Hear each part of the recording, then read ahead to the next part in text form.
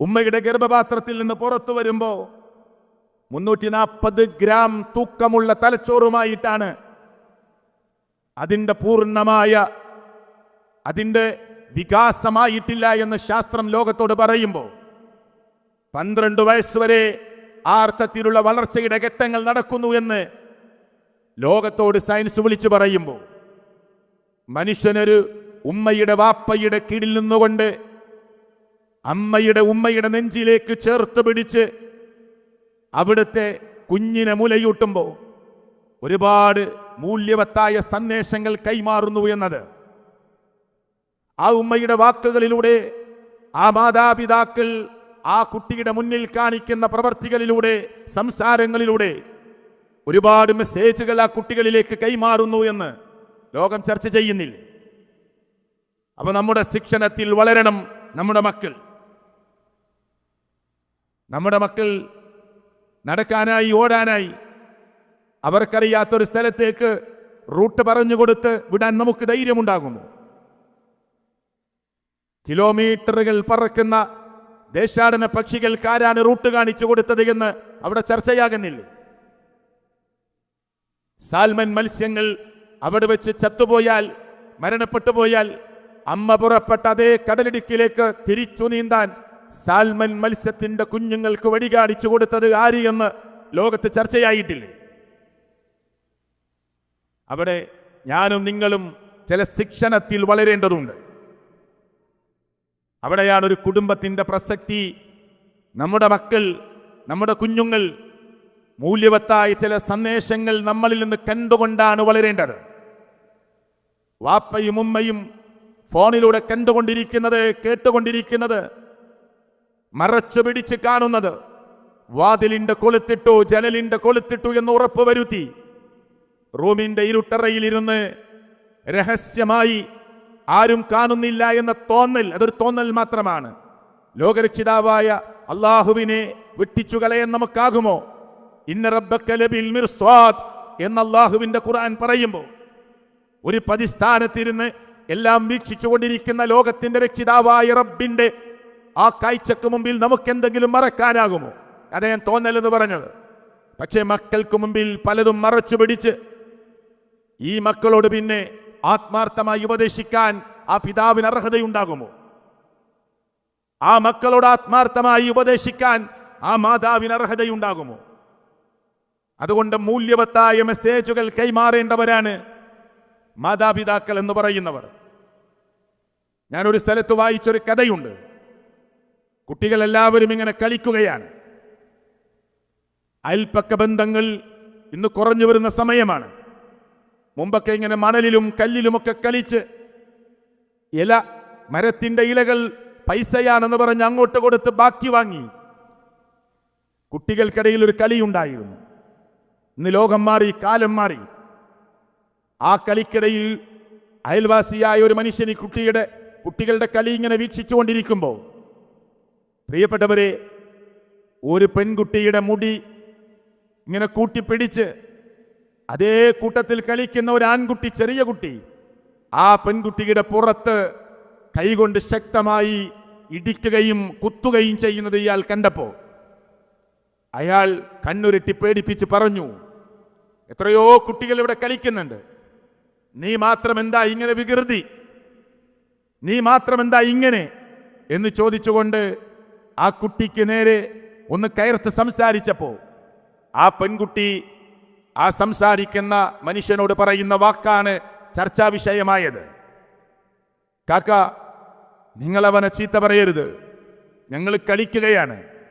അവൻ ഉപ്പയാണ്, ഞാൻ ഉമ്മയാണ്, ഞാൻ കളിക്കുകയാണ്, ഞങ്ങൾ കളിക്കുകയാണ്. ഉമ്മയായി ഞാൻ അഭിനയിക്കുകയാണ്, അവൻ ഉപ്പയായി അഭിനയിക്കുകയാണ്. പുറം കാണിച്ചു കൊടുത്ത് വേദന സഹിച്ചു പിടിച്ചു നിൽക്കുന്നത്, ഇവൻ കുത്തുന്നത് കൊണ്ട് സഹിച്ചു നിൽക്കുന്നത്, തൽക്കാലം ഇവൻ ഉപ്പയായി അഭിനയിക്കുകയാണ്, ഞാൻ ഉമ്മയായി അഭിനയിക്കുകയാണ് എന്ന് നിഷ്കളങ്കയായ ഈ കുട്ടി ഈ മനുഷ്യനോട് പറയുന്നത് വീട്ടിൽ കണ്ട ഉമ്മയെയും വാപ്പയെയും ഒക്കെ അതേപടി ഒപ്പിയെടുക്കുന്ന ചിത്രമാണ് ആ സംസാരത്തിൽ നമ്മൾ കേൾക്കുന്നത്. അതുകൊണ്ട് ഈ കുട്ടിക്ക് മുന്നിൽ നന്മ പറയാൻ അവകാശമുള്ളവരായി നമ്മൾ മാറണം. ഈ മക്കൾക്ക് മുന്നിൽ അള്ളാഹുവിൻ്റെ ദീന്, അതിൻ്റെ നിയമാവലികൾ പറയാനുള്ള അവകാശികളായി ഞാനും നിങ്ങളും മാറണം എന്ന് മാത്രമാണ് ഈ സംസാരം കൊണ്ട്, ഈ വാചകങ്ങൾ കൊണ്ട് ഞാൻ ഉദ്ദേശിച്ചിട്ടുള്ളത്. അല്ലാഹു തആല നമ്മെ അനുഗ്രഹിക്കുമാറാകട്ടെ. അപ്പോൾ കുടുംബം ഒരു സ്ഥാപനമാണ് എന്ന് ഞാൻ പറഞ്ഞു. ആ സ്ഥാപനം എന്ന നിലക്ക് അതിനെ എങ്ങനെ മുന്നോട്ട് കൊണ്ടുപോകാൻ പറ്റും? ഏറ്റവും നല്ല രൂപത്തിൽ, ഏറ്റവും മനോഹരമായ രൂപത്തിൽ എങ്ങനെ നമുക്ക് മുന്നോട്ട് കൊണ്ടുപോകാൻ പറ്റും? അവിടെ കുട്ടികൾക്ക് ഏറ്റവും നല്ല രൂപത്തിൽ വളരാനുള്ള സാഹചര്യങ്ങളെ ഉണ്ടാക്കി കൊടുക്കേണ്ടത് ആരാണ്?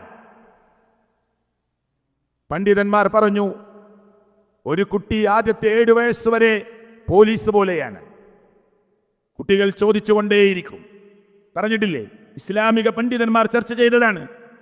ഒരു കുട്ടി ആദ്യത്തെ 7 വയസ്സ് വരെ പോലീസിനെ പോലെയാണ്, അന്വേഷണ ഉദ്യോഗസ്ഥന്മാരെ പോലെയാണ്.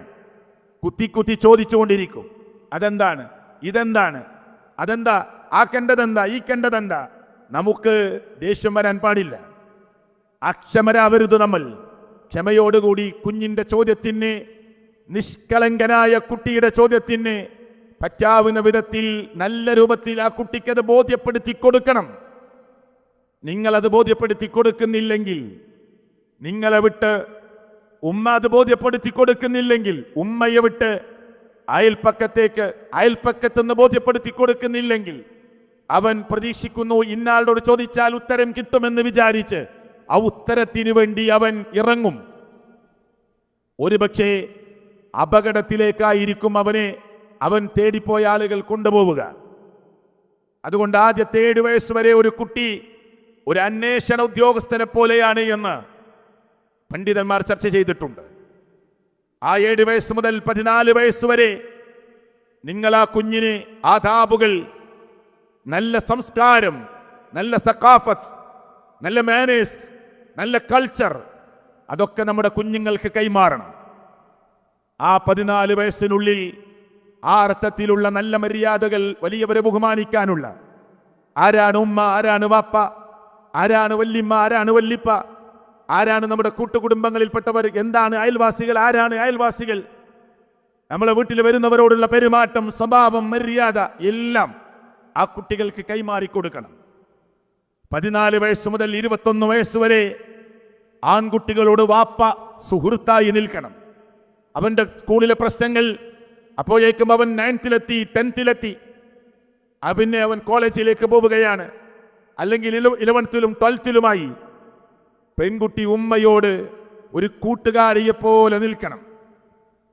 കുട്ടിക്ക് പറയാൻ, ആദ്യം പ്രശ്നം അവതരിപ്പിക്കാൻ കുട്ടിയുടെ മനസ്സിൽ തോന്നേണ്ടത് ഉമ്മയാണ്. ഉമ്മയും ബാപ്പയും അറിഞ്ഞിട്ടില്ല. 18 വയസ്സ് പൂർത്തിയാകുന്നെന്ന് കോടതിയുടെ വരാന്തയിൽ ഇവർ ചെന്നു നിൽക്കുമ്പോൾ വക്കീലിന്റെ ഫോണ് വന്ന്, അതല്ലെങ്കിൽ അതുമായി ബന്ധപ്പെട്ട ആളുകളുടെ ഫോണ് വന്ന് കോടതി വരെ ഒന്ന് വരണമെന്ന് പറഞ്ഞ് മാതാപിതാക്കളെ വിളിക്കുമ്പോഴാണ്, എൻ്റെ മോളെക്കുറിച്ച് ഞാൻ ഇങ്ങനെ കരുതിയിട്ടില്ല, എൻ്റെ മോളെക്കുറിച്ച് ഞാൻ ഇങ്ങനെ വിചാരിച്ചിട്ടില്ല എന്ന് മാതാപിതാക്കൾ പറയുന്ന അവസ്ഥകൾ കോടതി മുറ്റത്ത് നമ്മൾ കാണുന്നത്.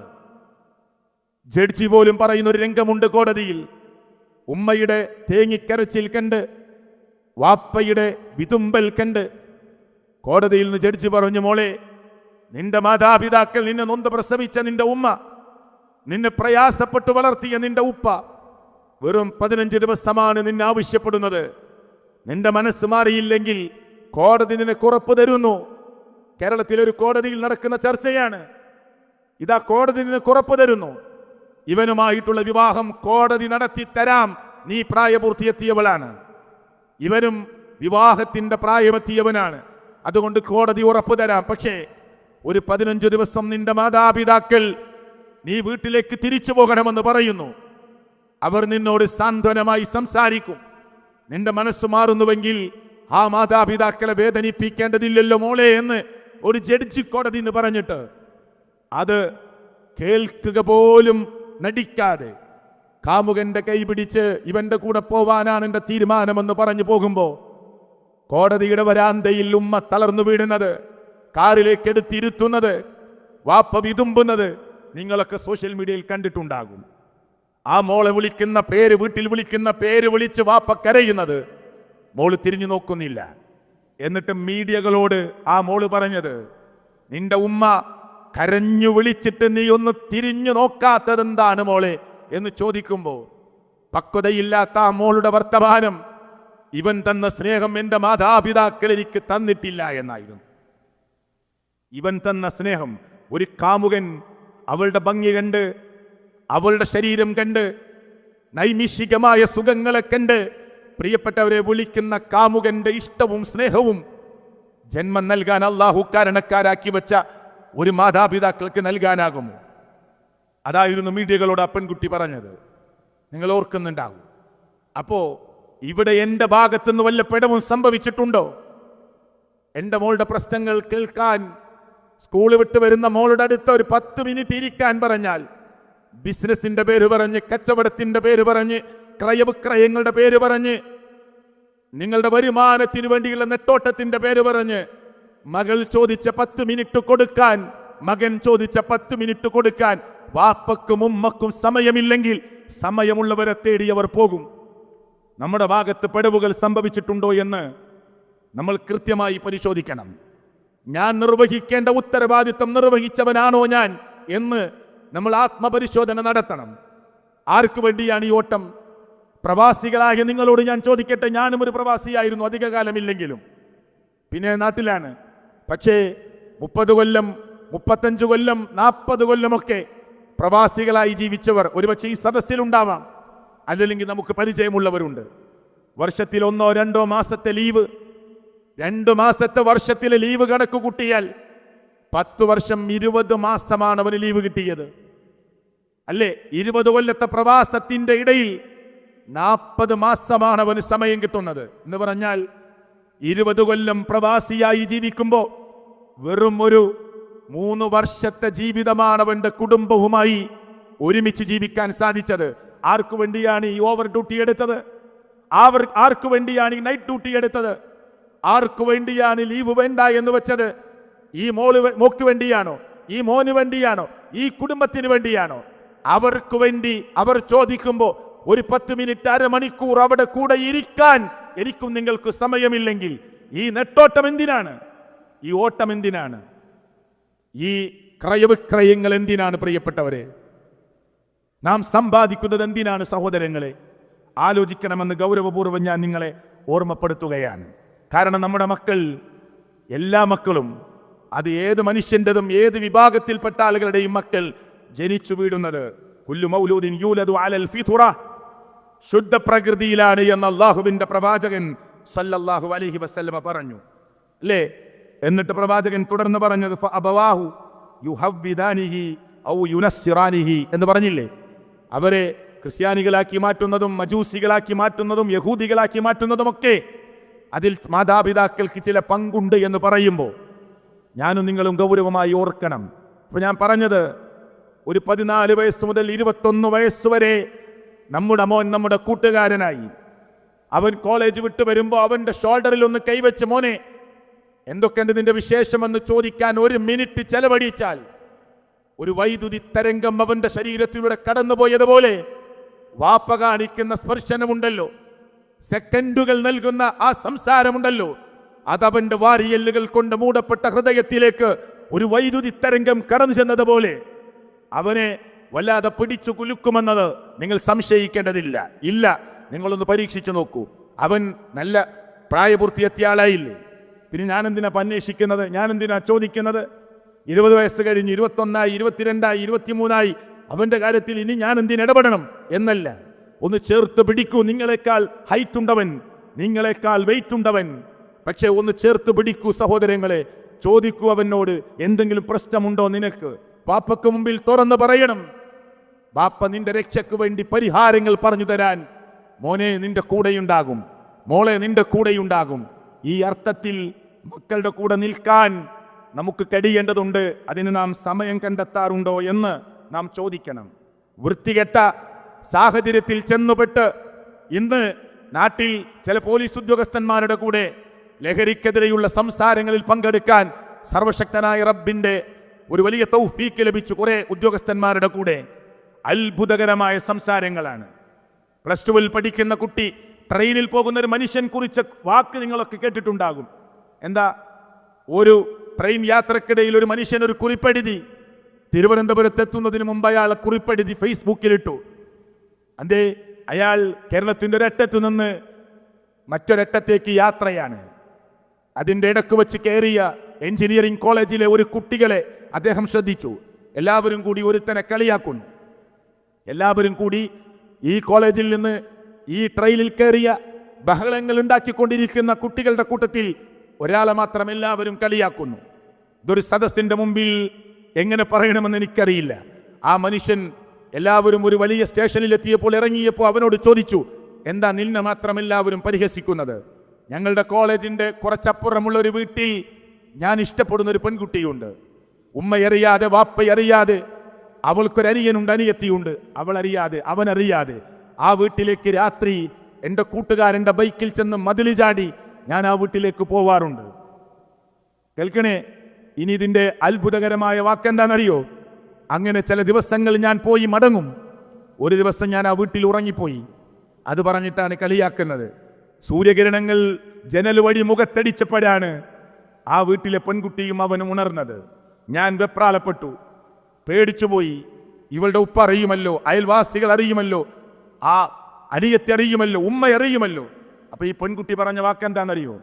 ഇന്നലെ നീ വരുമെന്ന് പറഞ്ഞ് എൻ്റെ ഫോണിലേക്ക് തന്ന മെസ്സേജ് കിട്ടിയപ്പോ ഞാനാണ് ഉപ്പക്കും ഉമ്മക്കും അനിയനും അനിയത്തിക്കും ഭക്ഷണം വിളമ്പിയത്. അവർ പെട്ടെന്ന് ഉണരാതിരിക്കാൻ നീ എനിക്ക് പറഞ്ഞു തന്ന ചില കെമിക്കൽ ഞാൻ ഭക്ഷണത്തിൽ കറിയിൽ ചേർത്തിട്ടുണ്ട്. അതുകൊണ്ട് നീ സമാധാനത്തോട് പോയിക്കോ. ഇവരറിയില്ല, അവർ ഉണരില്ല. രാവിലെ 7 മണി കഴിയാതെ അവർ ഉണരുകയില്ല എന്ന് ഈ പെൺകുട്ടി പറയുന്നത്. അത് ചർച്ച ചെയ്തിട്ടാണ് ഇവർ എന്നെ കളിയാക്കുന്നത്. ഈ മനുഷ്യൻ അത് കുറിപ്പെഴുതി, എൻ്റെ വാക്ക് നിങ്ങൾ മുഖവിലക്കെടുക്കണേ എന്ന് പറഞ്ഞ അയാളുടെ പേര് കൊടുത്ത്, അയാളുടെ മൊബൈൽ നമ്പർ കൊടുത്ത് ഫേസ്ബുക്കിൽ കുറിപ്പിട്ടു. അല്ലേ? ഈ കാമുകന് വേണ്ടി വാപ്പയെ വിഷം കൊടുക്കാൻ ആവശ്യപ്പെട്ടാൽ ചിലപ്പോൾ ഒരു വൈകാരികമായ ഒരു ഏതോ ഇക്കിളിപ്പെടുത്തുന്ന വൈകാരികതയിൽ നിന്നുകൊണ്ട് ഒരുപക്ഷെ പുതിയ തലമുറ ഉമ്മക്ക് നേരെ വാപ്പക്ക് നേരെ. ഈ അടുത്ത കാലത്തൊരു ചെറുപ്പക്കാരൻ +2 പഠിക്കുന്ന കുട്ടി ഉമ്മയെ വെട്ടിക്കൊന്നത് നിങ്ങൾ വായിച്ചു. എന്താ അവൻ മാധ്യമങ്ങളോട് പറഞ്ഞത്? എന്നെ ജനിപ്പിച്ചതിനുള്ള ശിക്ഷ കൊടുത്തിരിക്കുകയാണ് എന്നാണ്. എന്തിനാ മോനെ ഇത് ചെയ്തത് എന്ന് മാധ്യമങ്ങൾ ചോദിക്കുമ്പോൾ കൂസലില്ലാതെ പറയുന്നു, എന്നെ ജനിപ്പിച്ചതിനുള്ള ശിക്ഷ കൊടുത്തിരിക്കുകയാണ് ഞാൻ. ആരാ എന്നെ ജനിപ്പിക്കാൻ പറഞ്ഞത്? ഇതാണ് പുതിയ തലമുറയുടെ വാക്കുകൾ. ഇത് ഞാൻ അതിൻ്റെ ഓരോ വശങ്ങളിലൂടെ കടന്നു ചെന്ന ഒരു സദസ്സിൻ്റെ മുമ്പാകെ പറയുന്നത്. ഏതെങ്കിലും കുട്ടികളുടെ ഹൃദയത്തിലേക്ക് നെഗറ്റീവുകളായ ഒരു മൈന്യൂട്ട് പോയിന്റ് കയറി ചെന്നാൽ അത് നമുക്ക് അപകടമാണ്. അതുകൊണ്ടാണ് അതിനെ ചുരുക്കി പറയാവുന്ന വിധത്തിൽ ചില വാക്കുകളിൽ ഒതുക്കിയിട്ടുള്ളത്. ഇതാണ് നമ്മുടെ സമൂഹത്തിൻ്റെ അവസ്ഥ എന്ന് നാം മനസ്സിലാക്കേണ്ടതുണ്ട് എന്ന് ഗൗരവത്തോടു കൂടി ഓർക്കുക. നമ്മുടെ മക്കൾ ചതിക്കുടികളിലും വൃത്തികേടുകളിലും കുട്ടികൾക്ക് ചുറ്റും, കോളേജിന് ചുറ്റും, ക്യാമ്പസിന് ചുറ്റും വൃത്തികേടുകളുടെ മയക്കുമരുന്നിൻ്റെ MDMA പോലെയുള്ള ഒരു പഞ്ചസാരയുടെ തരി 2ആക്കി മുറിച്ചാൽ എത്രയുണ്ടാകും അത്? അതാ പോലീസ് ഉദ്യോഗസ്ഥൻ ഒരു പ്രോഗ്രാമിന്റെ ഉദ്ഘാടനത്തിൽ പറഞ്ഞത്. എന്ത്? ഒരു പഞ്ചസാരയുടെ തരി 2ആയി മുറിക്കുക, എന്നിട്ട് അതിൻ്റെ പകുതി കോളേജിൽ നിന്ന് ഒരുമിച്ച് കൂൾബാറിൽ കയറിയ ഈ ചെറുപ്പക്കാരൻ ഇവളുടെ ജ്യൂസിലേക്ക് അവൾ അറിയാതെ ഇട്ടു. അതിന് വലിയ മാജിക് പഠിക്കണോ? ഒരു പഞ്ചസാര തരിയുടെ പകുതി ഈ പെൺകുട്ടി അറിയാതെ ജ്യൂസിലേക്ക്, ആ കുട്ടിയുടെ കുടിക്കുന്ന ജ്യൂസിലേക്ക് മാറ്റാൻ വല്ല മാജിക്കും പഠിക്കണോ? വേണ്ട. അത്ര ചെറിയ ഒരു അളവ് ഈ ജ്യൂസിലേക്ക് ഇവൻ കൈമാറി. ജ്യൂസ് കുടിച്ചു. രാത്രി 12 മണിക്ക് കുട്ടിയുടെ ഫോൺ വരുന്നു. ഇവന്, നമ്മൾ ഇന്ന് വരെ കുടിച്ച ജ്യൂസ് പോലെയല്ല ഇന്ന് കുടിച്ച ജ്യൂസ്, നീ ഇപ്പൊ എവിടെയുണ്ട്? എനിക്ക് നിന്നെ കാണണം, സംസാരിക്കണം. എന്തൊരു അത്ഭുതമാണ് നാം കുടിച്ച ജ്യൂസ് എന്ന് പറഞ്ഞ് ചർച്ച ചെയ്ത് ആ കുട്ടി നിർബന്ധിച്ച് അവനെ വിളിക്കുന്നു. 12 മണിക്ക് ശേഷം അവൻ വരുന്നു. അവൻ്റെ കൂടെ വീടിൽ നിന്ന് അടുക്കള വാതിൽ തുറന്ന് ഇവൾ പോകുന്നു. അല്ലേ? പിന്നീടാണ് ഇവനെ പോലീസ് ചോദ്യം ചെയ്യുമ്പോൾ ഇവളും ഇവനും പറയുന്ന വാക്കാണ് ഒരു ഉദ്ഘാടന വേദിയിൽ പോലീസ് ഉദ്യോഗസ്ഥന്മാർ സമൂഹത്തോട് പറയുന്നത്. എവിടെയാണ് നമ്മുടെ തലമുറയുള്ളത് എന്ന് നാം ഗൗരവത്തോടു കൂടി ആലോചിക്കുക. ജ്വലാൻ എന്ന് പറയുന്ന ഒരു വണ്ടുണ്ട് പ്രിയപ്പെട്ടവരെ. അത് മാലിന്യങ്ങളിൽ ജീവിക്കുന്ന ഒന്നാണ്. അതിനെടുത്ത് കരക്ക് വെച്ചാൽ ജീവിക്കൂല, അത് അതിലേക്ക് തന്നെ പോവും. എന്നതുപോലെ എല്ലാം കഴിഞ്ഞതിന് ശേഷം നാം പല സ്റ്റെപ്പുകൾ നീക്കുമ്പോഴും നമ്മൾ കൈമലർത്തുകയാണ്. ഇനി രക്ഷയില്ലാത്ത വിധം, തിരിച്ച് കൊണ്ടുവരാൻ പറ്റാത്ത വിധം, അവരെ ബോധ്യപ്പെടുത്താൻ പറ്റാത്ത വിധം ഈ മക്കളും പുതിയ തലമുറയും ഈ വൃത്തികേടുകളിലേക്ക് അറിഞ്ഞോ അറിയാതെയോ പോയിക്കൊണ്ടിരിക്കുന്ന, പെട്ടിക്കടകളിൽ കളിക്കുന്ന അല്ലെങ്കിൽ തൂങ്ങിക്കിടക്കുന്ന ചിത്രശലഭങ്ങളെ പോലെ വ്യത്യസ്തമായ വർണ്ണങ്ങളിൽ കിടക്കുന്ന പാക്കറ്റുകൾ നമ്മുടെ പുതിയ തലമുറയെ മാടി വിളിക്കുകയാണ്. എന്തൊരു മനോഹരമാണ് അതിൻ്റെ പാക്കറ്റുകൾ, എന്തൊരു മനോഹരമാണ് അതിൻ്റെ കവറിങ്ങുകൾ. ഈ അർത്ഥത്തിൽ നമ്മൾ ചിന്തിക്കണം. നിസ്സാരമായ ഒരു സാധാരണ ഒരു സിഗരറ്റിന്റെ സ്മോക്കിങ്ങിലൂടെ തുടങ്ങി ആ കുട്ടികൾ തുടങ്ങി വെക്കുന്നത് വലിയ അപകടത്തിലേക്ക്, ഇനി നമുക്ക് തിരിച്ചു വിളിക്കാൻ പറ്റാത്ത അപകടത്തിലേക്ക് പ്രിയപ്പെട്ടവരെ നമ്മുടെ തലമുറ പോയിക്കൊണ്ടിരിക്കുകയാണ്. എന്നാൽ കുടുംബങ്ങളിൽ ആരെങ്കിലും ഇങ്ങനെ ഉണ്ടെങ്കിൽ ഇനി രക്ഷയില്ലെന്ന് പറഞ്ഞ് അവരെ കൈയൊഴിയുകയല്ല വേണ്ടത്, മറിച്ച് പരിഹാരങ്ങൾ കാണുകയാണ് വേണ്ടത്. പരിഹാരങ്ങൾ കാണാൻ നാം ശ്രമിക്കുകയാണ് വേണ്ടത് എന്ന് നാം ഗൗരവത്തോടു കൂടി ഓർക്കുക. എന്താണ് ഇങ്ങനെ? എല്ലാവരും ചോദിക്കുക, എന്താ ഇങ്ങനെ? നമ്മൾ ജീവിച്ച സാഹചര്യത്തിലല്ല അവർ ജീവിക്കുന്നത്. നമ്മുടെ ബാപ്പ ജീവിച്ചതുപോലെയല്ല, നമ്മുടെ ചെറുപ്പം പോലെയല്ല.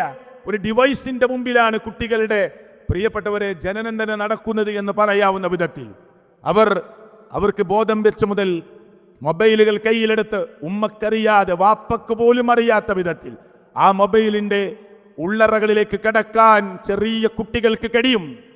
അവർ കാണുന്നത് ഫേസ്ബുക്കുകളാണ്, അവർ കാണുന്നത് യൂട്യൂബുകളാണ്, അവർ കാണുന്നത് സോഷ്യൽ മീഡിയയുടെ വ്യത്യസ്തമായ പ്ലാറ്റ്ഫോമുകളാണ്.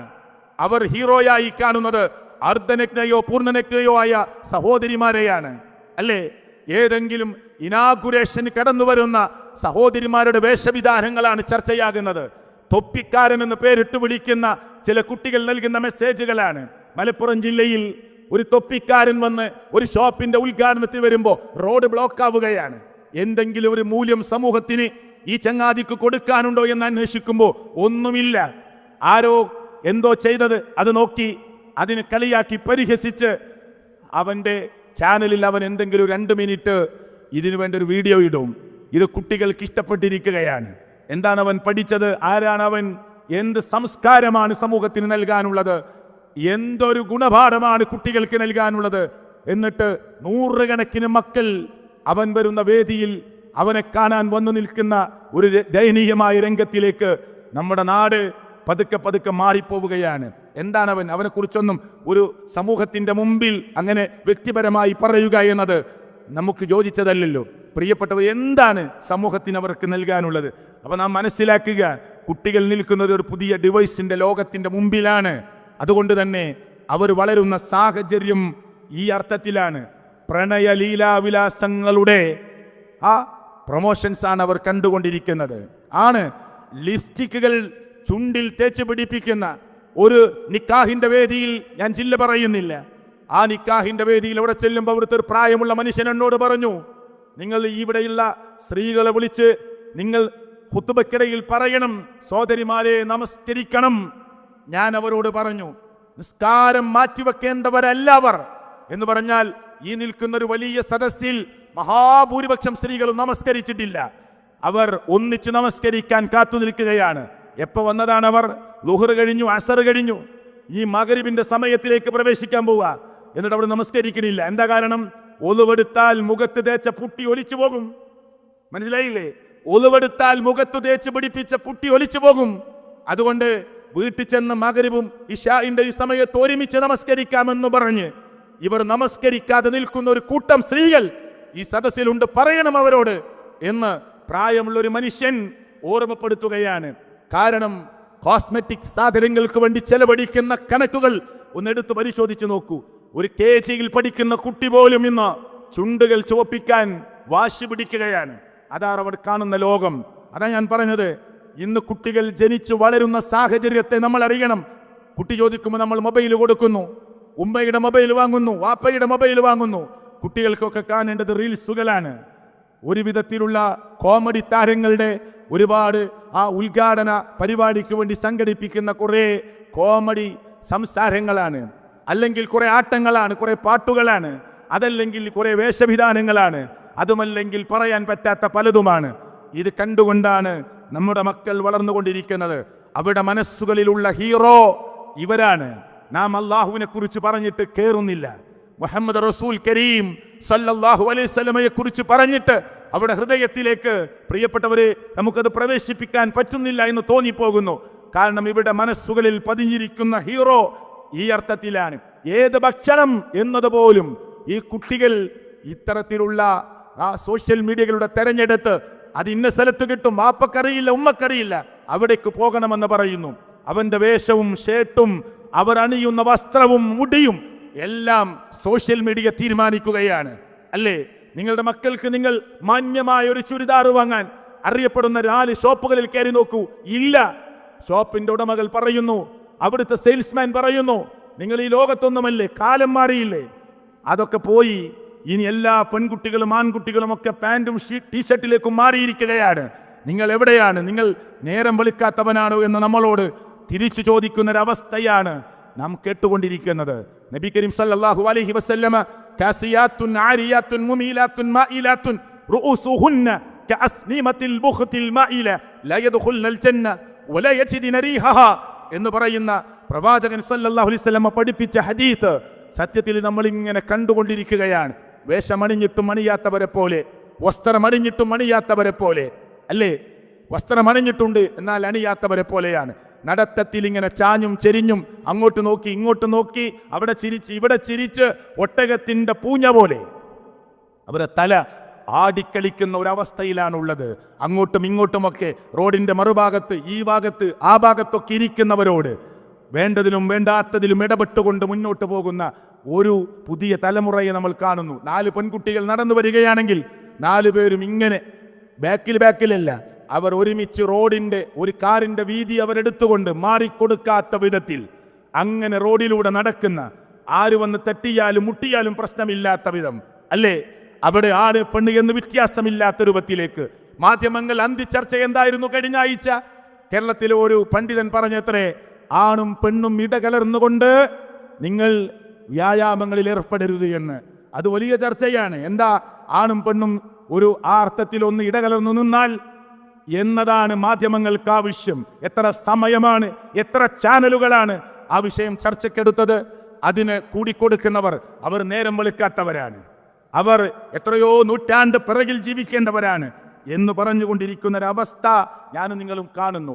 കുടുംബജീവിതത്തിൻ്റെ നെടും തൂണുകളായ മാതാപിതാക്കൾ, ആ മാതാപിതാക്കൾ മക്കളെ പേടിച്ച് അയൽപ്പക്കത്ത് പോയി കിടക്കേണ്ട ഒരവസ്ഥ ഇന്ന് നമ്മൾ കേരളക്കരയിൽ കാണുന്നു, വേറെ അല്ലെങ്കിൽ കർണാടകയിൽ കാണുന്നു, തമിഴ്നാട്ടിൽ കാണുന്നു, ഉണ്ട്.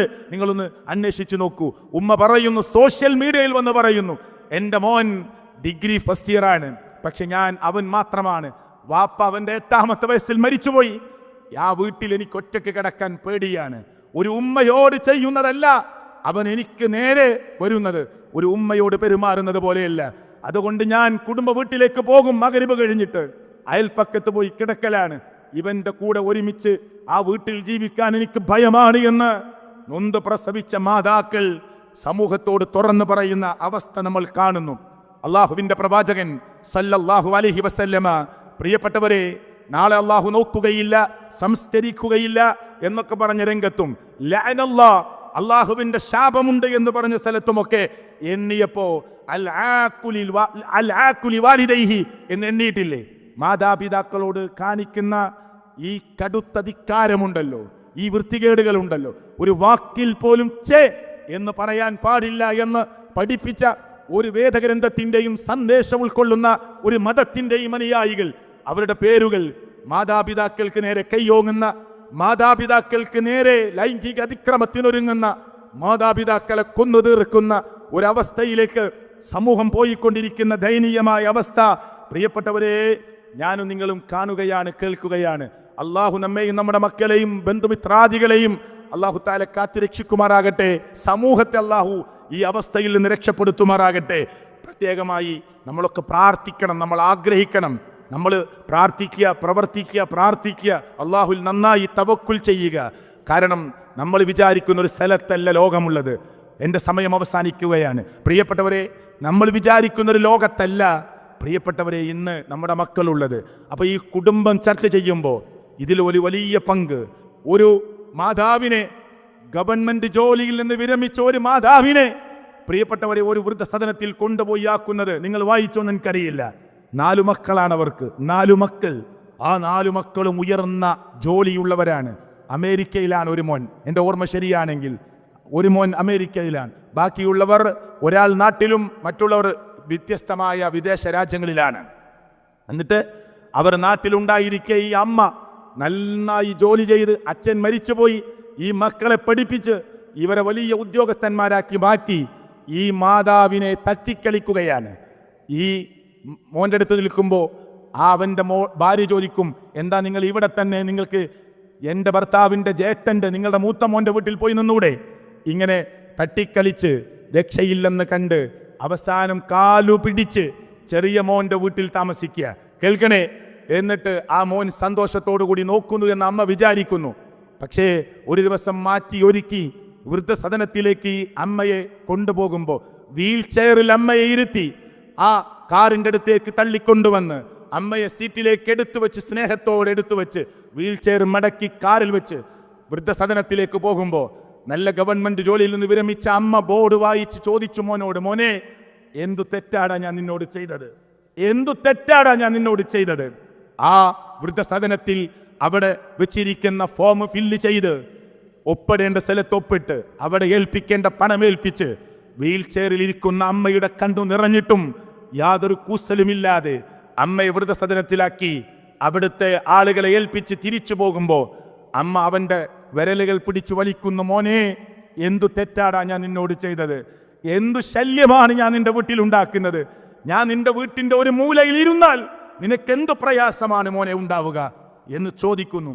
ഭാര്യ അവനോട് പറയുന്നു, മോൻ്റെ ഭാര്യ ദേ അവളുടെ ഭർത്താവ് ഈ അമ്മയുടെ മകനോട് പറയുന്നു, നിങ്ങൾ വരുന്നുണ്ടോ? ശക്തമായ ചോദ്യത്തിന്റെ മുന്നിൽ അമ്മയുടെ പിടുത്തം വിടിയിപ്പിച്ച് ഇവൻ മുന്നോട്ട് പോകുന്നു. ഉടനെ അവൻ അവിടെ കല്ല് തട്ടി മറിഞ്ഞു വീഴുന്നു. വീൽ ചെയറിൽ വന്ന അമ്മ എല്ലാം മറന്ന്, എൻ്റെ മോൻ വീണിരിക്കുന്നു.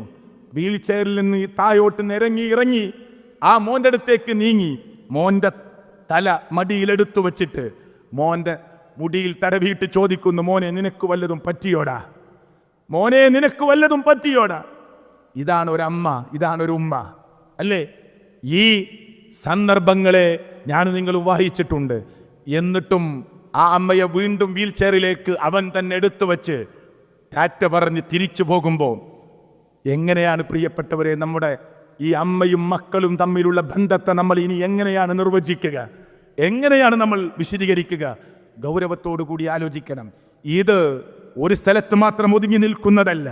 ഈ അർത്ഥത്തിൽ എല്ലാ സമൂഹത്തിലേക്കും പതുക്കെ പതുക്കെ ഇത്രത്തോളം അല്ലെങ്കിൽ വേറെ രൂപങ്ങളിൽ കടന്നു വരുന്നു എന്ന ദയനീയമായ രംഗം നമ്മൾ ഓർക്കണം.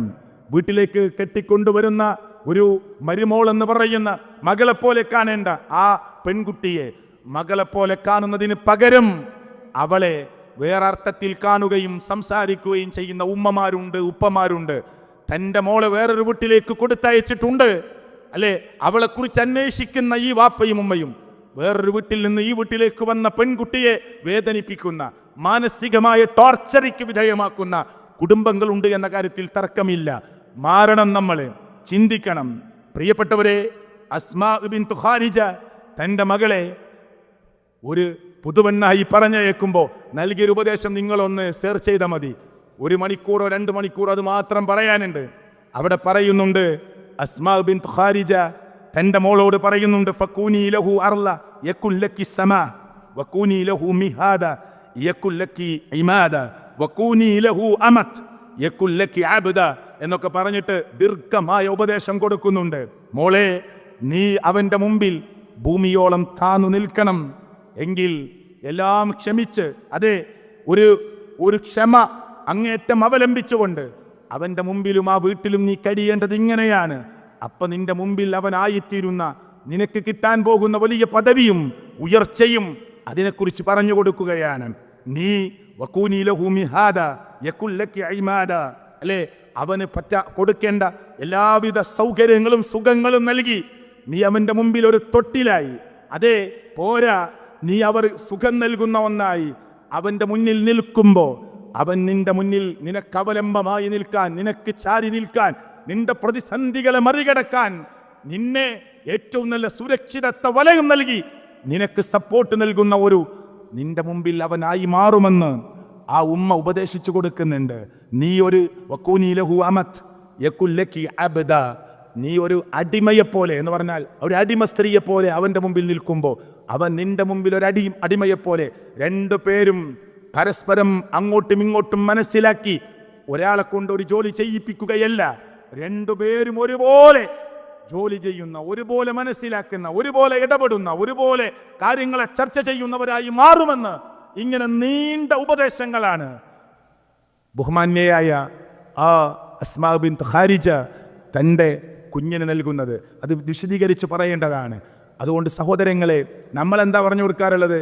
കല്യാണം കഴിഞ്ഞ് പോകുന്ന ഒരു കുട്ടിയുടെ പ്രശ്നത്തിൽ ഇടപെട്ടപ്പോൾ ആ കുട്ടിയുടെ ഉമ്മ പറഞ്ഞ ആദ്യത്തെ വാക്കെന്താ അറിയോ? ഇനി നാളെ തന്നെ രാവിലെ എണീറ്റ് വാപ്പക്കുമ്മക്കും ചായ ഉണ്ടാക്കി കൊടുത്ത് ശീലിപ്പിക്കണ്ട, പിന്നെ എന്നും കൊടുക്കേണ്ടി വരുമെന്ന്. മനസ്സിലായോ? കല്യാണം കഴിഞ്ഞ് പോകുമ്പോൾ തന്നെ പറയാ, ഇനി അവിടെ പോയിട്ട് നാളെ തന്നെ പണിയെടുത്ത് ശീലിച്ച് കാണിച്ചു കൊടുക്കണ്ട, പിന്നെ എന്നും നിനക്കൊരു ഒഴിവുണ്ടാവില്ല. മുൻഗാമികൾ പറഞ്ഞു കൊടുക്കുന്നത് എങ്ങനെയാണ്, ഏതർത്ഥത്തിലാണ്? ഞാൻ ആ വീട്ടിൽ പോയി ചെയ്യുന്ന ഒരു ചെറിയ ജോലി, ആ പാത്രം ഒന്ന് കഴുകി കൊടുക്കുന്നത്, അതെ അവിടുത്തെ ഉമ്മയെ ഒന്ന് എണീപ്പിക്കുന്നത്, അവിടുത്തെ വാപ്പയെ ഒന്ന് താക്കി കൊടുക്കുന്നത്, അവർക്കൊരു ചായയും പലഹാരവും ഉണ്ടാക്കി കൊടുക്കുന്നത്, ഇത് പ്രതിഫലം കിട്ടുന്ന കാര്യമാണ് എന്ന് മനസ്സിലാക്കുമ്പോഴാണ് കുടുംബത്തിന്റെ മാധുര്യമൊക്കെ നമ്മുടെ ജീവിതത്തിലേക്ക് കടന്നു വരിക. ആ അർത്ഥത്തിലാണ് സ്നേഹമുള്ള ഒരു സ്ത്രീയെ കല്യാണം കഴിക്കാൻ, കൂടുതൽ പ്രസവിക്കുന്ന സ്ത്രീയെ കല്യാണം കഴിക്കാൻ അള്ളാഹുവിൻ്റെ പ്രവാചകൻ സല്ലല്ലാഹു അലൈഹി വസല്ലം നിർദ്ദേശം തരുന്നതൊക്കെ നമ്മൾ വായിച്ചാൽ, ഒരു കുഞ്ഞിനെ ഗർഭം ചുമക്കുന്നത് മുതൽ ഒരു ഉമ്മ അനുഭവിക്കുന്ന വേദന, പ്രയാസം, വഹിനൻ അല വഹിനിൻ, പിന്നെ പ്രസവ വേദന, എത്രയോ ശരീരത്തിലെ എല്ലുകൾ മുറിയുന്നത് പോലെ, ഊരിയെടുക്കുന്നത് പോലെ അനുഭവിക്കുന്ന വേദന, പിന്നെ ആ ഗർഭകാലം മുഴുവൻ അനുഭവിക്കേണ്ടി വരുന്ന പ്രയാസങ്ങൾ, ഒരു പ്രസവത്തിൻ്റെ വേദന, ആ കുഞ്ഞിന് പാല് കൊടുക്കാൻ തൻ്റെ അമ്മിഞ്ഞ പാല് കൊടുക്കാനില്ലാത്ത ഘട്ടത്തിൽ ഒരു ഡോക്ടറെ അടുത്തേക്ക് ആളെ അയച്ച് ഒരു പ്രിസ്ക്രിപ്ഷൻ കുറിച്ചു വാങ്ങി ഒരു മെഡിക്കൽ ഷോപ്പിലോ അല്ലെങ്കിൽ അതുമായി ബന്ധപ്പെട്ട സ്ഥലങ്ങളിലോ പറഞ്ഞയച്ച് ഒരു പൊടി വാങ്ങിക്കൊണ്ടുവന്ന് പാലിൽ ചേർത്ത് കടിച്ച് തൻ്റെ കുട്ടിക്ക് വേണ്ടി പാലുണ്ടാകാൻ കൊതിച്ച ഒരു ഉമ്മ തൻ്റെ നെഞ്ചിടത്തിലേക്ക് ചേർത്ത് പിടിച്ച് ആ കുഞ്ഞിന് നൽകുന്ന ആ പാല്, പ്രിയപ്പെട്ടവരെ, എത്ര വേദനകളാണ്, എത്ര പ്രയാസങ്ങളാണ്. 2 വർഷം ആ കുഞ്ഞിനെ മുലയൂട്ടിയത്, ഘട്ടങ്ങളായി ആ കുഞ്ഞിനെ വളർത്തിക്കൊണ്ടുവരാൻ റബ്ബിന്റെ തൗഫീക്കിനാൽ ആ മാതാവും പിതാവും സഹിച്ച ത്യാഗങ്ങൾ, ഇതൊക്കെ ആലോചിക്കുമ്പോൾ എന്തിനാണിത് പുതിയ തലമുറ ലോകത്തോട് വിളിച്ചു പറയുന്നത്? എന്തിനാ ഇങ്ങനെ ഒരു ജീവിതം? അവിടെയാണ് ഒരുപാട് സെലിബ്രിറ്റികളായി അറിയപ്പെടുന്ന ആളുകളെ നാം ഓർക്കേണ്ടി, ഞാൻ അവരുടെ പേരൊന്നും പറയാൻ ആഗ്രഹിക്കുന്നില്ല, അല്ലേ? എന്തിനാ ഇത്ര വലിയ ഉത്തരവാദിത്തം ഏറ്റെടുക്കുന്നത്? എന്തിനാ 2 സാക്ഷികൾക്ക് മുമ്പാകെ ഒപ്പിടുന്നത്? എന്തിനാ നിങ്ങൾ വിവാഹം കഴിക്കുന്നത്? ലൈംഗികമായ സുഖമാണെങ്കിൽ എന്തിനതിന് കരാറ്? എന്തിനതിന് സാക്ഷികൾ? അതിനെന്തിനാ പള്ളി? അതിനെന്തിനാ ചർച്ച്? അതിനെന്തിനാ അമ്പലം എന്ന് ചോദിക്കുന്നവർ ഉണ്ടായിക്കൊണ്ടിരിക്കുന്നു. അവിടെ പ്രശ്നമാണ്, ആ വീട്ടിൽ ഇവിടെ പ്രശ്നമാണ്, ആ പെൺകുട്ടിയുടെ വിവാഹം കഴിഞ്ഞ് അവൾ വിവാഹമോചിതയാണ്. ഇതൊക്കെ ചർച്ചക്കെടുത്തുകൊണ്ട് സോഷ്യൽ മീഡിയയിൽ വന്നുകൊണ്ട് പുതിയ തലമുറയിൽ ജീവിക്കുന്ന കുട്ടികളോട് പറയുന്നു, വിവാഹത്തിലേക്ക് അടുക്കേണ്ടതില്ല എന്ന്. ഇവിടെ റഫീഖ് സലഫി ആ കാര്യം പറഞ്ഞിട്ടുണ്ടാകും. അതുകൊണ്ട് എന്താണ് വിവാഹം, എന്തിനാണ് വിവാഹം, എന്താണ് കുടുംബം, എന്തിനാണ് കുടുംബം? ഇത് സർവശക്തനായ അള്ളാഹുവിൻ്റെ അടുക്കൽ നിന്ന് കൂലി കിട്ടുന്ന വലിയൊരു കാര്യമാണ് നമ്മൾ ഏറ്റെടുത്തത് എന്ന ബോധം ആണിനും പെണ്ണിനും ഉണ്ടാകുമ്പോൾ അവിടെ അമ്മായിമ്മ പോരും, മരുമകൾ പോരും, നാത്തൂൻ പോരും ഒന്നും ഇല്ലാതെയാകും, അല്ലേ? മകളുടെ കയ്യിൽ നിന്ന് വീണ ഗ്ലാസ് ഉമ്മക്ക് പ്രശ്നമില്ല, മരുമോളുടെ കയ്യിൽ നിന്ന് വീണ ഗ്ലാസ് ഉമ്മക്ക് പ്രശ്നമാണ്. ഉമ്മ തന്നെ കൊണ്ടുവച്ച ടേബിളിൽ ആ ഗ്ലാസ് മരുമോളുടെ ഒരു ചുരിദാറിൻ്റെ അല്ലെങ്കിൽ ഷാളിൻ്റെ അല്ലെങ്കിൽ പർദ്ദയുടെ ഡ്രസ്സിൻ്റെ ഏതെങ്കിലും ഒരു ഭാഗം തട്ടി വീണാൽ ആ കൊണ്ടുവച്ച ആക്കല്ല കുറ്റം. പിന്നെയും ഉമ്മ ചോദിക്കുന്നു, നിനക്കെന്താ കണ്ണുകാടില്ലേ എന്ന്. വെക്കാൻ പറ്റാത്തൊരു സ്ഥലത്ത് ഗ്ലാസ് വെച്ചത് ചർച്ചയാകുന്നില്ല. ഇല്ല, ഇങ്ങനെ തൊട്ടതിനും പിടിച്ചതിനുമൊക്കെ കുറ്റം കണ്ടെത്താൻ ശ്രമിക്കുന്ന, ചെറിയ കാര്യങ്ങൾക്ക് പോലും പർവ്വതീകരിച്ച് വലുതാക്കാൻ ശ്രമിക്കുന്ന, എൻ്റെ മോളെ പോലെ കാണാൻ, എൻ്റെ മോനെ പോലെ മരുമോനെ കാണാൻ പറ്റാത്തൊരു ലോകത്തിലേക്ക് ആളുകൾ ഇങ്ങനെ പുതിയ സോഷ്യൽ മീഡിയയിലെ ചർച്ചകൾ കേൾക്കുമ്പോൾ നമ്മുടെ പെൺകുട്ടികൾ പറയുന്നു, എനിക്ക് പെട്ടെന്ന് വിവാഹം വേണ്ട, പെട്ടെന്ന് വേണ്ട എന്ന് ആദ്യം പറയുന്നു, പിന്നെ പതുക്കെ പതുക്കെ വിവാഹം വേണ്ട എന്നതിലേക്ക് ആളുകൾ എത്തിക്കൊണ്ടിരിക്കുന്ന ഒരവസ്ഥയുണ്ട്. നമ്മൾ മനസ്സിലാക്കുക, നമ്മൾ അവർക്ക് വേണ്ടി ചെലവഴിക്കുന്ന ഓരോ ചെറിയ ചില്ലിക്കാശും പടച്ചവന്റെ അടുക്കൽ നിന്ന് കൂലി കിട്ടുന്നതാണ്.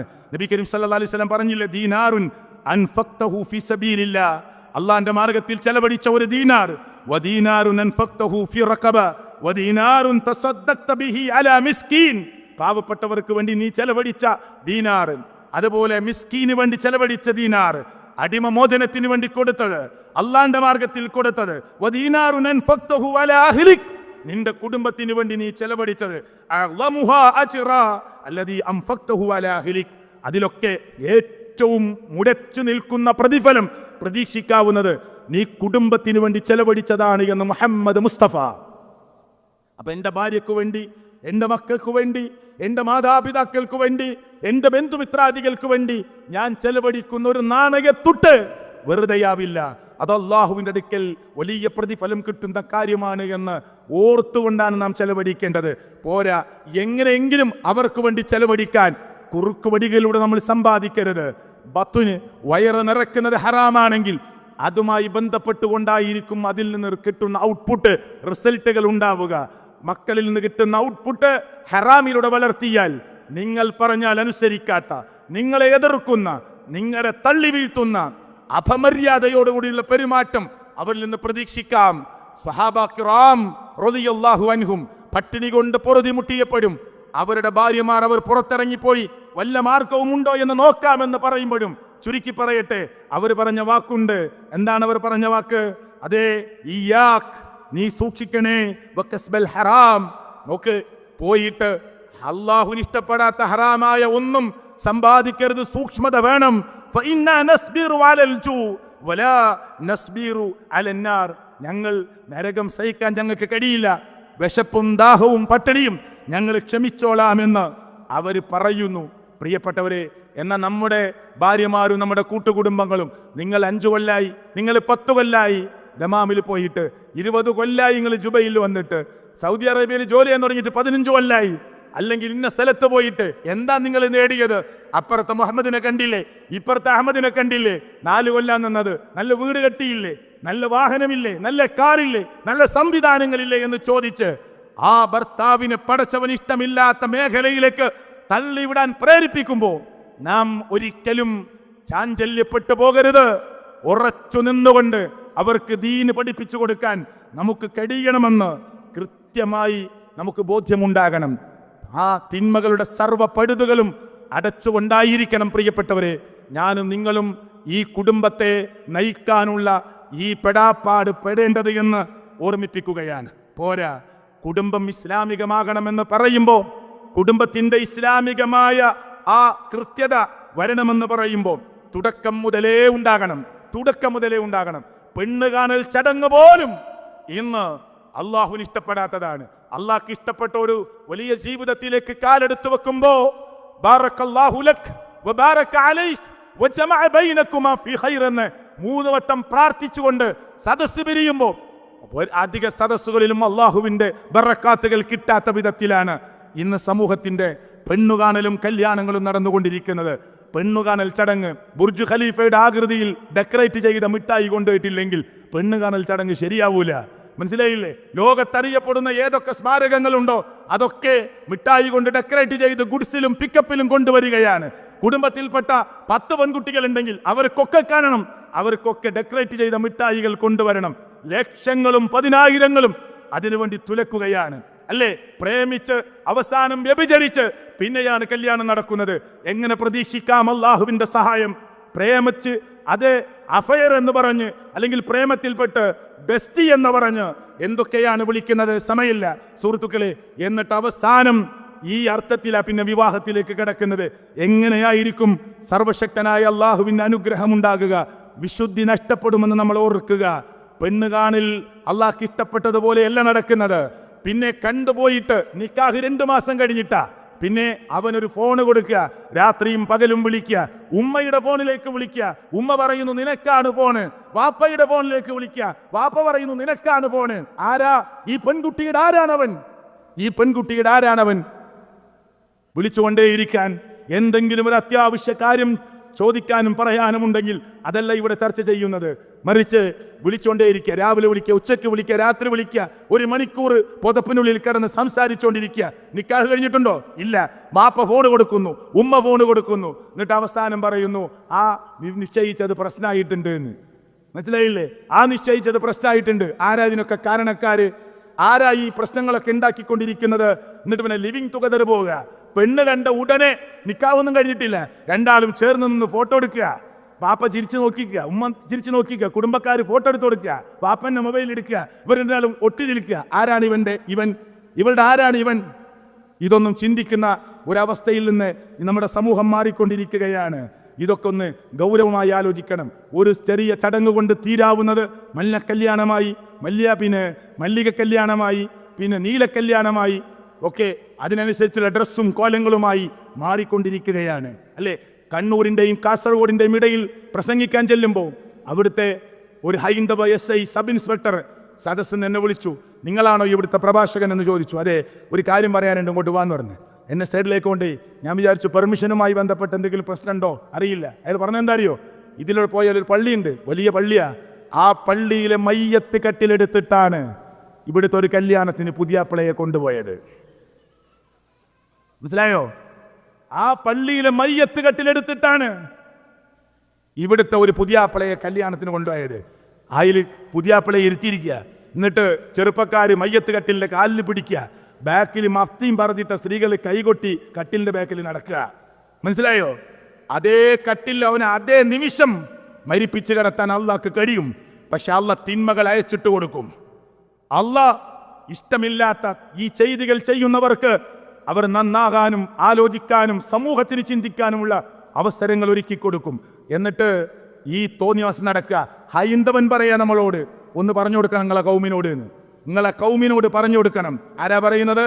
ഒരു പോലീസ് സ്റ്റേഷനിലെ സബ് ഇൻസ്പെക്ടർ ചാർജുള്ള ഒരു ഹൈന്ദവ സഹോദരൻ പറയാ, ഒന്ന് പറഞ്ഞ് ബോധ്യപ്പെടുത്തി കൊടുക്കണം. ഇത് അവസ്ഥയിലേക്കാണ് ഈ മുസ്ലിം ഉമ്മത്ത് പോയിക്കൊണ്ടിരിക്കുന്നത്. നിക്കാഹ് വലിയ പൊങ്ങച്ചത്തിന്റെ വേദിയാക്കുക, ബൈക്കിന്റെ ചാവി ബിരിയാണിയിൽ ഒളിപ്പിച്ചു വെക്കുക, 3000 ആളുകൾക്ക് ഒരുമിച്ചിരുന്ന് ഭക്ഷണം കഴിക്കുക. എത്ര സൗകര്യം വേണ്ടി വരും? 3000. ഈ സദസ്സ് എത്ര ആളുണ്ടാവും? 3000 ആളുകൾക്ക് ഒരുമിച്ച് ഭക്ഷണം കഴിക്കുക. എന്നിട്ട് ജ്വല്ലറിയുടെ മുമ്പിൽ നിർത്തിയ പോലെ ബൈക്ക് കല്യാണ വീടിന്റെ മുമ്പിൽ നിർത്തിയിരിക്കുക, അതിന്റെ ചാവി ബിരിയാണിക്കുള്ളിൽ ഒളിപ്പിക്കുക. എന്നിട്ട് ഒരു അനൗൺസ്, ഒരു ബിരിയാണിക്കുള്ളിൽ ബൈക്കിന്റെ ചാവിയുണ്ട്, അതാർക്ക് കിട്ടിയോ അവർക്ക് ബൈക്ക്. അപ്പോ സീറ്റിലിരുന്നവർ ചോറ് മാന്തുന്നു, ചാവി കാണുന്നില്ല, അടുത്ത സീറ്റിലേക്ക് പോകുന്നു, തല്ലാകുന്നു. പോലീസ് സ്റ്റേഷനിൽ നിന്ന് ആളുകൾ വരേണ്ടി വന്നു. കല്യാണത്തിന് മാന്യമായി വിളിച്ച് ഭക്ഷണം കൊടുത്ത് പറഞ്ഞേക്കേണ്ട സദസ്സ് പോലീസ് ഉദ്യോഗസ്ഥന്മാർ കൺട്രോൾ ചെയ്യേണ്ട അവസ്ഥയിലേക്ക് നാടിൽ എവിടെയെങ്കിലും ഉണ്ടോ? സംഭവങ്ങൾ ഉണ്ടായിട്ടുണ്ടോ? അന്വേഷിച്ചു നോക്കൂ നിങ്ങൾ. ഇതൊക്കെ ആരാ ചെയ്യുന്നത്? 6 ദിവസം മദ്രസയിലേക്ക് പോകുന്നുവെന്ന് പറയുന്ന മുസ്ലിം ഉമ്മത്തിൽ നിന്ന് കുറുന്തോത്തിക്ക് തന്നെ വാദമുണ്ടാകുന്നു എന്ന് പറയുന്നത് പോലെ ഈ ഉമ്മത്തിൽ നിന്ന് ഉണ്ടാകാൻ പറ്റുമോ? ഈ ഉമ്മത്തിൽ ഇത് കാണാൻ പറ്റുമോ? ഇതിനാരുണ്ട് പ്രിയപ്പെട്ടവരെ പ്രതികരിക്കാൻ? ഇതൊക്കെ ഗൗരവമായി ചിന്തിക്കണം, ആലോചിക്കണമെന്ന് പറയുകയാണ്. ധാരാളമായി വിശദീകരിക്കാനുള്ള നമ്മുടെ സമയമില്ല. നമ്മുടെ കുട്ടികളെ കാർന്നു പിടിക്കുന്ന 3 ഇസങ്ങളുടെ പേര് കൂടി പറഞ്ഞ് ഞാൻ അവസാനിപ്പിക്കുന്നു. ഒന്ന്, പ്രിയപ്പെട്ടവരെ, മെറ്റീരിയലിസമാണ്, ഭൗതികവാദം. ഈ കാണുന്ന ഈ ലോകത്തെ ഈ പ്രപഞ്ചത്തിൽ കാണുന്നതിനപ്പുറം ഒന്നുമില്ല എന്ന വാദം കോളേജുകളിൽ, ക്യാമ്പസുകളിൽ, നാടുകളിൽ ആ വലിയ ബാഗ് തൂക്കി ഒരു തുണിയുടെ സഞ്ചി തൂക്കിയവർ ബുദ്ധിജീവികളാണെന്ന് അവകാശപ്പെടുന്നവർ നമ്മുടെ മക്കളോട് പറഞ്ഞു കൊടുത്തുകൊണ്ടിരിക്കുന്നു. ഈ ദൃശ്യപ്രപഞ്ചത്തിൽ കാണുന്നതിനപ്പുറം മറ്റൊന്നുമില്ല. പിന്നെ അവരോട് അള്ളാഹുവിനെ കുറിച്ച് പറഞ്ഞിട്ട് കാര്യമില്ല, സ്വർഗത്തെക്കുറിച്ച് പറഞ്ഞിട്ട് കാര്യമില്ല, നരകത്തെക്കുറിച്ച് പറഞ്ഞിട്ട് കാര്യമില്ല. അവർ ഭൗതികവാദത്തിൻ്റെ ആളുകളാണ്. അവർ കണ്ണുകൊണ്ട് ഈ പ്രപഞ്ചത്തിൽ കാണുന്നത് വിശ്വസിച്ച് നിൽക്കാനേ തയ്യാറാവുന്നുള്ളൂ. നിസ്കാരം അവൻ നിർത്തുകയാണ്, പതുക്കെ പതുക്കെ അവൻ നിരീശ്വരത്തിലേക്ക് പോവുകയാണ്, പതുക്കെ പതുക്കെ അവൻ ലിബറലിസത്തിലേക്ക് മാറുകയാണ്. ഈ കാഴ്ച നമ്മൾ കണ്ടുകൊണ്ടിരിക്കുകയാണ്.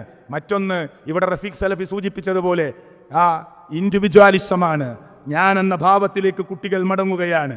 ഞാൻ എന്ന വ്യക്തി തീരുമാനിക്കും എൻ്റെ ലൈഫ് എങ്ങനെയാകണമെന്ന്. My body is my choice എന്ന് പറയുന്നു, അല്ലെങ്കിൽ അത് ഈസ് മൈ റൈറ്റ് എന്ന് പറയുന്നു. എനിക്ക് ഇഷ്ടപ്പെട്ടതുപോലെ തിരഞ്ഞെടുക്കാൻ എൻ്റെ ബോഡി എൻ്റെതാണ്, എനിക്ക് അവകാശമുണ്ട്, ഞാൻ എങ്ങനെ ജീവിക്കണമെന്ന് ഞാനാണ് തീരുമാനിക്കേണ്ടത് എന്ന് പറയുന്നു.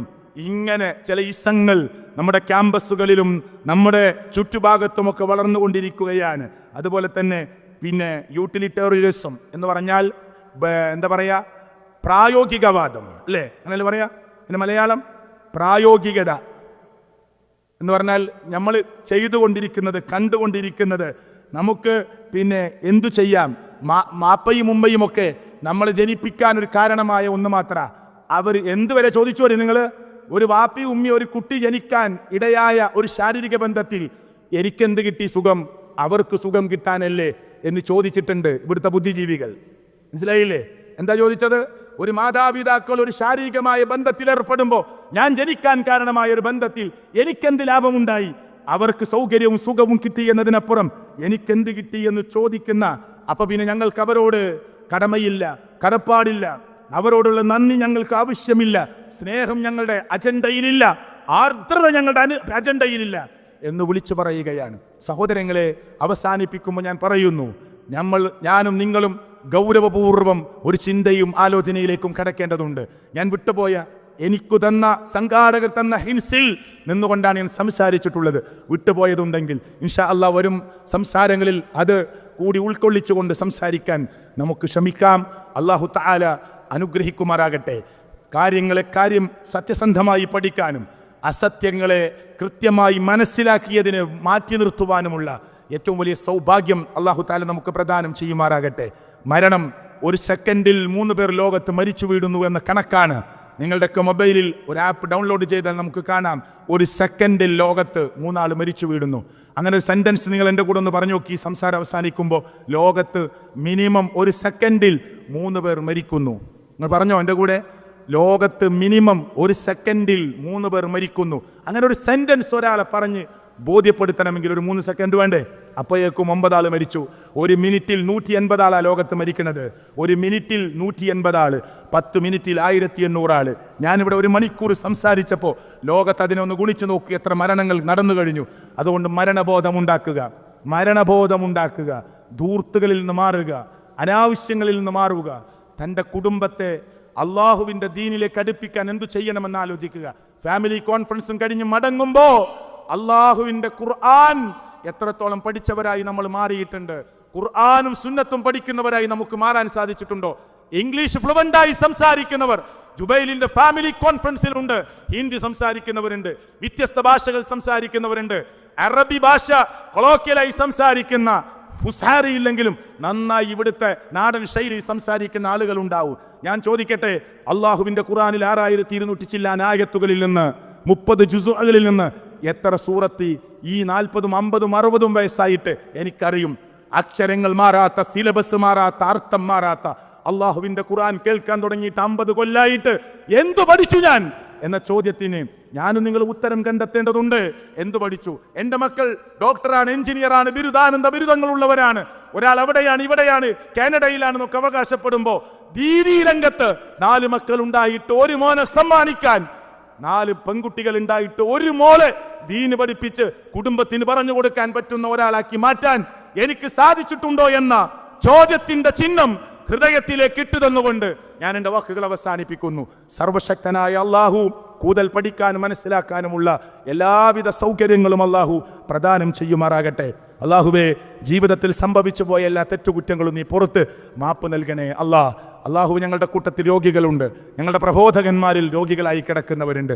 അള്ളാഹുവെ, നീ അവർക്ക് പെട്ടെന്ന് എളുപ്പത്തിലുള്ള ശിഫ നൽകി അനുഗ്രഹിക്കണേ അള്ളാഹുവെ, ഞങ്ങളുടെ കൂട്ടത്തിൽ മൺമറഞ്ഞു പോയ ഉമ്മമാരുടെ, ജ്യേഷ്ഠാനിയന്മാരുടെ, ഭാര്യ ഭർത്താക്കന്മാരുടെ, മക്കളുടെ കബറിടങ്ങളെ നീ വിശാലമാക്കി കൊടുക്കണേ അള്ളാഹുവെ, കടത്തിലകപ്പെട്ടു പോയവർ ഞങ്ങളുടെ കൂട്ടത്തിലുണ്ട്. അള്ളാഹുവെ, ഹലാലായ മാർഗത്തിൽ അത് വീട്ടാനുള്ള സൗഭാഗ്യം നീ പ്രദാനം ചെയ്യണേ അള്ളാഹുവെ, ഞങ്ങളുടെ കച്ചവടങ്ങളിൽ, ക്രയവിക്രയങ്ങളിൽ, ജോലിയിൽ, ഇടപാടുകൾ നിന്റെ റഹ്മത്തും ബറക്കാത്തും നൽകി നീ അനുഗ്രഹിക്കണേ അല്ലാഹുമ്മ ഗഫിർ ലിൽ മുഅ്മിനീന വൽ മുഅ്മിനാത്ത് വൽ മുസ്ലിമീന വൽ മുസ്ലിമാത്ത് റബ്ബനാ തഖബ്ബൽ മിന്നാ ഇന്നക അൻതസ് സമീഉൽ അലീം.